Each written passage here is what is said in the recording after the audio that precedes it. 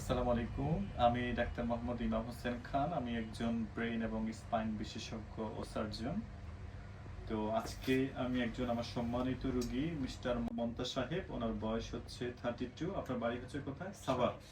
আপনি কি কাজ করেন? আমি অটো চালাই। আপনি হচ্ছে অটো চালান। তো উনি আমাদের কাছে এর আগে আসছিলেন পিআইএলআইডি সমস্যা নিয়ে। কোমর ব্যথা ছিল, যেটা ওনার ডান পায়ে নামতো। তো আমাদের কাছে আসার পরে আমরা বিস্তারিত পরীক্ষা করি এবং এমআরআই করে ওনার নিশ্চিত হয়ে ওনার কোমরের 4 এবং 5 নাম্বার হাড়ের মাঝে রক্তচাপ ছিল। তো সেটা হচ্ছে আমরা ছোট করে কেটে মাইক্রোস্কোপ যন্ত্রের সাহায্যে অপারেশন করে দিই। আজকে উনি আমার কাছে আসছেন।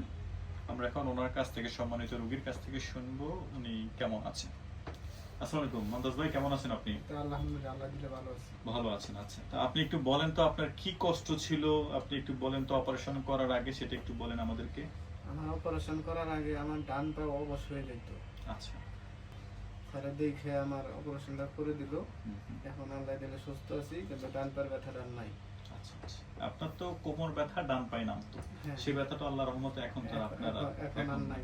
আচ্ছা, আচ্ছা। তাহলে আপনি আলহামদুলিল্লাহ সুস্থ আছেন। সুস্থ আছি। তো আপনি তো এখন আপনি আমাকে যেটা বললেন হচ্ছে এখন বিদেশ চলে যেতে চাচ্ছেন, হ্যাঁ, দেশের বাইরে যেতে চাচ্ছেন, হ্যাঁ। তাই তো? এখন উনি পুরোপুরিভাবে সুস্থ আছেন। উনি চাইলে এখন হচ্ছে যে কোনো সময় উনি বিদেশ যেতে পারেন। তো আমরা যারা এ ধরনের রোগীরা যারা আছেন, পিএলআইডি সমস্যায় ভুগছেন, আমাদের অনেক রোগীরা মনে করে যে পিএলআইডি অপারেশন করার পরে রোগীরা মনে করে যে প্যারালাইসিস হয়ে যায়।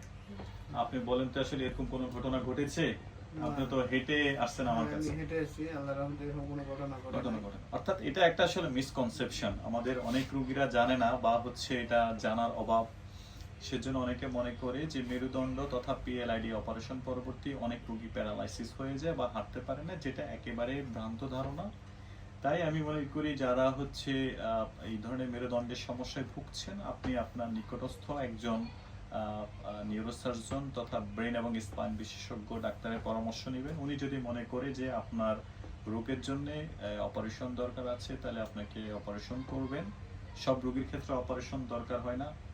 আমরা বলে থাকি প্রায় হচ্ছে 5 থেকে 10% রোগীর অপারেশন লাগে, বাকি রোগীরাই কিন্তু হচ্ছে ওষুধ এবং লাইফস্টাইল মডিফিকেশন এবং ফিজিওথেরাপির মাধ্যমে ম্যাক্সিমাম 80 থেকে 90% রোগী কিন্তু অপারেশন ছাড়াই ভালো হয়ে যায়। ধন্যবাদ আপনাদের সবাইকে। আসসালামু আলাইকুম।